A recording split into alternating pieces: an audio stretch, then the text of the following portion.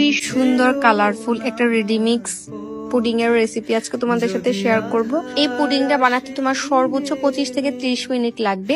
প্রথমে আমি নিয়েছি 1 লিটার মতো দুধ আর রেডিমিক্স এই জেলি পাউডারটা নিয়েছি স্ট্রবেরিটা। জেলি বানানোর জন্য কিছুই না, নর্মাল একটু গরম পানি করে নেবে, তার মধ্যে জেলি পাউডারটা দিয়ে নামিয়ে নিলেই কিন্তু রেডি হয়ে যাবে জেলিটা। এটা আমি আগে যেখানে আমি পুডিংটা বসাবো ওই পাত্রের মধ্যে আগেই জেলিটা দিয়ে দিয়েছিলাম। তারপর দুধটাকে আমি অনেক ভালো করে নর্মালি একটু ঘন করে নিয়েছি। তারপর ঠান্ডা হওয়ার পরে এই রেডিমিক্স পুডিং এর মিক্সচারটা আমি এখানে দুইটা দিয়ে দিয়েছি। তারপর এটা খুব ভালো করে মিক্স করে দিয়েছি।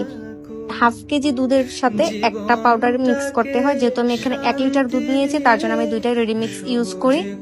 তারপর এটাকে ভালোভাবে ছেঁকে বসিয়ে দিলে কিন্তু রেডি হয়ে যাবে। আমি 2 ঘন্টার জন্য ফ্রিজে রেখেছিলাম যেন একটু ঠান্ডা হয়ে যায়।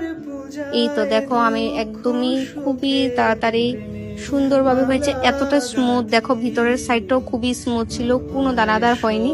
তো আজকে আমার এই ভিডিওটি কেমন লেগেছে অবশ্যই কিন্তু কমেন্ট সেকশনে জানাবে।